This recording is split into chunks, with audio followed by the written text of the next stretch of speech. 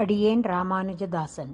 ದೇವರ ಆಜ್ಞೆಯ ಪ್ರಕಾರ ಇಲ್ಲಿಗೆ ಬಂದು ಆಳ್ವಾರುಗಳು ಅನುಗ್ರಹಿಸಿದ ದಿವ್ಯ ಪ್ರಬಂಧ ಕಾಲವೈಪರೀತ್ಯದಿಂದ ಕ್ರಮೇಣ ಜನಮಾನಸದಿಂದ ಮರೆಯಾಯಿತು. ಅಂದಿನ ಪರಿಸ್ಥಿತಿಯನ್ನು ಗಮನಿಸೋದು ಅವಶ್ಯಕ. ಆಗ ಯಾವುದೇ ಮುದ್ರಣ ಮಾಧ್ಯಮ ಇರಲಿಲ್ಲ. ಯಾವುದನ್ನೇ ಆದರೂ ಬಾಯಿಂದ ಬಾಯಿಗೆ ಪ್ರಚಾರ ಮಾಡಬೇಕಿತ್ತು.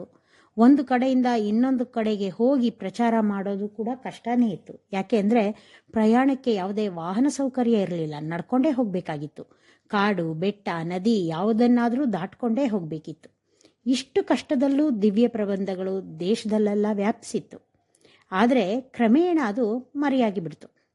ಚಿದಂಬರಂ ಬಳಿ ಇರುವ ಕಾಟುಮನ್ನಾರ್ ಕೋವಿಲ್ ಅಂತಾನೆ ಪ್ರಸಿದ್ಧಿ ಹೊಂದಿರುವಂತಹ ವೀರನಾರಾಯಣಪುರದಲ್ಲಿ ಈಶ್ವರ ಭಟ್ಟರ ಮಗನಾಗಿ ಜ್ಯೇಷ್ಠ ಮಾಸದ ಅನುರಾಧ ನಕ್ಷತ್ರದಲ್ಲಿ ವೈಕುಂಠ ಸೇನಾಪತಿ ವಿಶ್ವಕ್ಸೇನರ ಮಂತ್ರಿ ಗಜಾನನರ ಅಂಶವಾಗಿ ಶ್ರೀ ರಂಗನಾಥ ಮುನಿಗಳು ಹುಟ್ಟುತ್ತಾರೆ. ಒಮ್ಮೆ ಮೇಲ್ಕೋಟೆಯಿಂದ ಕೆಲವು ಜನ ಭಕ್ತರು ಮನ್ನಾರ್ ಕೋಯಿಲ್ಗೆ ಬರ್ತಾರೆ. ಅಲ್ಲಿನ ಶ್ರೀ ರಾಜಗೋಪಾಲ ಸ್ವಾಮಿಯ ದೇವಸ್ಥಾನಕ್ಕೆ ಬಂದು ದೇವರ ಮುಂದೆ ನಿಂತು ಆರಾವಮುದೆ ಅನ್ನೋ 10 ಪಾಶರಗಳನ್ನು ಹಾಡ್ತಾರೆ. ಈ ಪಾಶರಗಳನ್ನು ಕೇಳಿದ ನಾಥಮುನಿಗಳಿಗೆ ಬಹಳ ಸಂತೋಷ ಆಗುತ್ತೆ. ಅವರು ಈ ಪಾಶರಗಳನ್ನ ನನಗೆ ಕಲಿಸ್ಕೊಡಿ ಅಂತ ಕೇಳ್ತಾರೆ. ಬಂದಿದ್ದವರು ಕೂಡ ಸಂತೋಷದಿಂದ ಇವರಿಗೆ ಆ ಪಾಶರಗಳನ್ನು ಕಲಿಸ್ತಾರೆ. ಆ ಪಾಶರಗಳ ಕೊನೆಯಲ್ಲಿ ಆಯಿರತ್ತುಳ್ ಇಪ್ಪತ್ತುಂ ಅನ್ನೋ ಪದ ಬರುತ್ತೆ. ಅದು ನಾಥಮುನಿಗಳ ಗಮನ ಸೆಳೆಯುತ್ತೆ.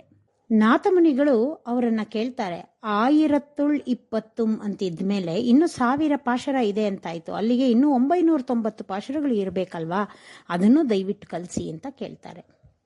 ಅವರುಗಳು ನಮಗೆ ಈ 10 ಪಾಶರಗಳಷ್ಟೇ ಗೊತ್ತು, ಮಿಕ್ಕಿದಿರೋದೇ ಗೊತ್ತಿಲ್ಲ ನಮಗೆ ಅಂತಾರೆ. ಆದರೆ ನಾಥಮುನಿಗಳಿಗೆ ಸಮಾಧಾನ ಆಗೋಲ್ಲ. ಕೊನೆಯ ಪಾಶರದಲ್ಲಿ ಕುರುಹೂರ್ ಷಡಗೋಪನ್ ಅನ್ನೋದನ್ನ ಆಧರಿಸಿ ಕುರುಹೂರ್ಗೆ ಹೋಗ್ತಾರೆ. ಅಲ್ಲಿ ಈ ಪಾಶರಗಳ ಬಗ್ಗೆ ವಿಚಾರಿಸಿದಾಗ ಎಲ್ಲರೂ ನಮಗೆ ಗೊತ್ತಿಲ್ಲ ಅಂತಾನೆ ಹೇಳ್ತಾರೆ.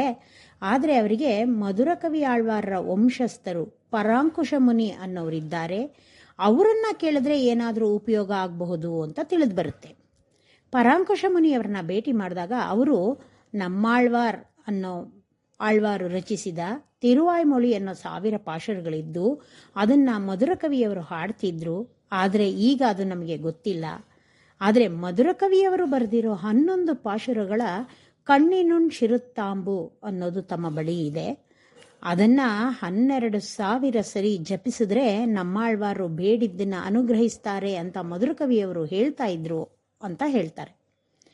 ನಾಥಮುನಿಗಳು ಕಣ್ಣಿನುಣ್ ಶಿರುತ್ತಾಂಬನ್ನ ಪಡ್ಕೊಂಡು ಅದನ್ನ ಕುರುಹೂರ್ನಲ್ಲಿ ನಮ್ಮಾಳ್ವಾರಿದ್ದ ಹುಣಸೆ ಮರದ ಬಳಿ ಕೂತು 12,000 ಬಾರಿ ಜಪಿಸ್ತಾರೆ. ಆಗ ನಮ್ಮಾಳ್ವಾರ್ ಪ್ರತ್ಯಕ್ಷವಾಗಿ ಬಂದು ನಾಥಮುನಿಗಳನ್ನ ತಮ್ಮಿಂದ ಏನ್ ಬೇಕು ಅಂತ ಕೇಳ್ತಾರೆ. ನಾಥಮುನಿಗಳು ತಿರುವಾಯ್ಮೊಳಿ ಪ್ರಬಂಧದ ಎಲ್ಲ ಪಾಶುರಗಳನ್ನು ನನಗೆ ಅನುಗ್ರಹಿಸಿ ಅಂತ ಕೇಳ್ತಾರೆ. ಸರಿ, ತಿರುವಾಯ್ಮೊಳಿಯನ್ನ ಅರ್ಥಸಹಿತ ಹೇಳಿ ಅನುಗ್ರಹಿಸ್ತಾರೆ. ನಾಥಮುನಿಗಳು ಸಂತೋಷದಿಂದ ಇರೋವಾಗಲೇ ನಮ್ಮಾಳ್ವಾರರು ಸಾಕಾ, ಇಲ್ಲ ಬೇರೆ ಆಳ್ವಾರುಗಳು ಬರೆದಿರೋ ಪ್ರಬಂಧನೂ ಬೇಕಾ ಅಂತ ಕೇಳ್ತಾರೆ. ಇದನ್ನ ಕೇಳಿ ನಾಥಮುನಿಗಳಿಗೆ ಆಶ್ಚರ್ಯ ಆಗತ್ತೆ. ಇನ್ನೂ ಇದೆಯಾ? ಇದ್ರೆ ಎಲ್ಲವನ್ನೂ ಅನುಗ್ರಹಿಸಿ ಅಂತ ಹೇಳಿ ಎಲ್ಲ ಪ್ರಬಂಧವನ್ನು ಅರ್ಥ ಸಹಿತ ಪಡ್ಕೊಳ್ತಾರೆ. ಹಾಗೆ ಅಷ್ಟಾಂಗ ಯೋಗವನ್ನು ಕಲಿಸ್ಕೊಡ್ತಾರೆ ನಮ್ಮ ಆಳ್ವಾರರು. ಇಷ್ಟೊಂದು ಪಾಶುರಗಳನ್ನು ಅನುಗ್ರಹಿಸಿದ ಆಳ್ವಾರರ ಸೇವೆಯಲ್ಲೇ ನಮ್ಮ ಶೇಷ ಜೀವನವನ್ನು ಕಳಿಬೇಕು ಅಂತ ಯೋಚಿಸಿ ನಾಥಮುನಿಗಳು ಅಲ್ಲೇ ಉಳ್ಕೊಂಡ್ಬಿಡ್ತಾರೆ. ಆದರೆ ಒಂದು ದಿನ ಮನ್ನಾರ್ ಕೋಯಿಲ್ನ ರಾಜಗೋಪಾಲ ಸ್ವಾಮಿ ಕನಸಿನಲ್ಲಿ ಬಂದು ಮನ್ನಾರ್ ಕೋಯಿಲ್ಗೆ ಹಿಂತಿರುಗಿ ಬರಬೇಕಂತ ಅವ್ರಿಗೆ ಆಜ್ಞಾಪಿಸ್ತಾರೆ. ಹಾಗೆ ಬಂದು ಅವ್ರು ಹೊಸದಾಗಿ ಕಲ್ತಿರೋ ದಿವ್ಯ ಪ್ರಬಂಧವನ್ನು ತನ್ನ ಮುಂದೆ ಹಾಡಬೇಕು ಅಂತಾನೂ ಆಜ್ಞೆ ಮಾಡ್ತಾನೆ. ಮರುದಿನ ನಾಥಮುನಿಗಳು ನಮ್ಮಾಳ್ವಾರ್ ವಿಗ್ರಹದ ಮುಂದೆ ಬಂದು ನಿಂತು ದೇವರ ಆಜ್ಞೆಯನ್ನು ತಿಳಿಸಿ ಹೊರಡಲು ಅನುಮತಿ ಕೇಳ್ತಾರೆ.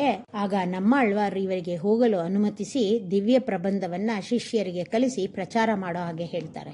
ಹಾಗೆ ಮತ್ತೆ ಕಣ್ಮರೆಯಾಗದಂತೆ ಬರೆದು ಇಡಿ ಅಂತ ಕೂಡ ಹೇಳ್ತಾರೆ.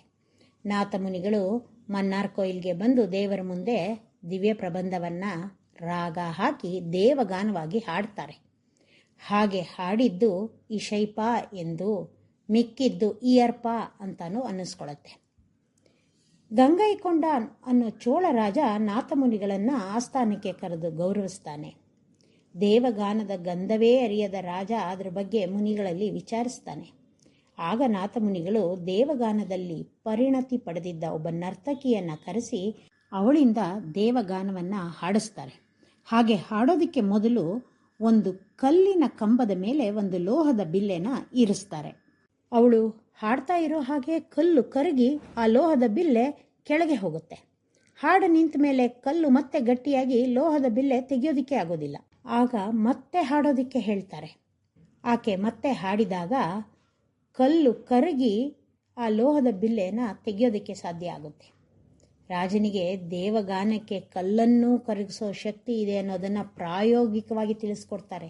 ನಾಥಮುನಿಗಳು ಅವರ ಶಿಷ್ಯರಾದ ಮೇಲೇ ಆಗತ್ತಾನ್ ಕೀಳೇ ಆಗತ್ತಾನ್ ಅನ್ನೋರಿಗೆ ದಿವ್ಯ ಪ್ರಬಂಧವನ್ನು ಕಲಿಸಿ ಅದನ್ನು ಹಾಡಿ ಪ್ರಚಾರ ಮಾಡೋದಕ್ಕೆ ಹೇಳ್ತಾರೆ. ಹಾಗೆ ಶ್ರೀರಂಗದ ದೇವಸ್ಥಾನದಲ್ಲಿ ಹಾಡಿ ಬರೋ ಹಾಗೆ ಹೇಳಿ ಕಳಿಸ್ತಾರೆ. ಮೇಳೆಯಾಗತ್ತಾನ್ ಅವರಿಗೆ ಮಣವಾಳ ಪೆರುಮಾಳ್ ಅರಯ್ಯರ್ ಅಂತಾನೂ, ಕೀಳೆಯಾಗತ್ತಾನ್ನವರಿಗೆ ನಾದ ವಿನೋದ ಅರಯ್ಯರ್ ಅಂತಾನೂ ಹೆಸರಿದೆ. ಇವರು ಶ್ರೀರಂಗನಾಥನ ಮುಂದೆ ದಿವ್ಯ ಪ್ರಬಂಧವನ್ನು ಹಾಡಿ ಅಭಿನಯಿಸಿ ದೇವರ ಸೇವೆ ಮಾಡ್ತಾರೆ. ಶ್ರೀರಂಗದಲ್ಲಿ ದಿವ್ಯ ಪ್ರಬಂಧವನ್ನು ಹಾಡಿ ಅಭಿನಯಿಸುವ ಪ್ರಸಿದ್ಧ ಅರಯ್ಯರ್ ಸೇವೆ ಇವರ ವಂಶಸ್ಥರೇ ನಡೆಸೋದು. ನಾಥ ಮುನಿಗಳಿಗೆ 8 ಮಂದಿ ಶಿಷ್ಯರಿದ್ದರು. ಅವರಲ್ಲಿ ಮುಖ್ಯವಾಗಿ ಇಬ್ಬರು, ಒಬ್ಬರು ಪುಂಡರೀಕಾಕ್ಷರು ಅಥವಾ ಉಯ್ಯಕೊಂಡಾರ್ ಅಂತಾರೆ, ಇನ್ನೊಬ್ಬರು ಕುರುಗೈ ಕಾವಲಪ್ಪನ್. ಇವರಲ್ಲಿ ಉಯ್ಯಕೊಂಡಾರರಿಗೆ ದಿವ್ಯ ಪ್ರಬಂಧವನ್ನು, ಕುರುಗೈ ಕಾವಲಪ್ಪನ್ಗೆ ಅಷ್ಟಾಂಗ ಯೋಗವನ್ನು ದಾರೆ ಎರೆದುಕೊಡ್ತಾರೆ. ತಮ್ಮ ನಂತರ ತಮ್ಮ ಮೊಮ್ಮಗ ಯಾಮುನಾಚಾರ್ಯರಿಗೆ ಈ ವಿದ್ಯೆಗಳನ್ನು ಕೊಡಬೇಕು ಅಂತ ಹೇಳ್ತಾರೆ.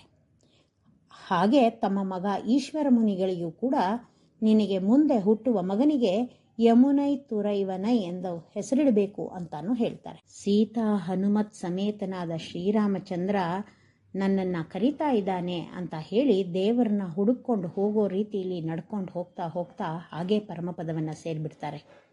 ಇವರು ದಿವ್ಯ ಪ್ರಬಂಧವಷ್ಟೇ ಅಲ್ಲದೆ ನ್ಯಾಯತತ್ವ, ಯೋಗ ರಹಸ್ಯ, ಪುರುಷ ನಿರ್ಣಯ ಅನ್ನೋ ಗ್ರಂಥಗಳನ್ನು ಕೂಡ ರಚಿಸಿದ್ದಾರೆ.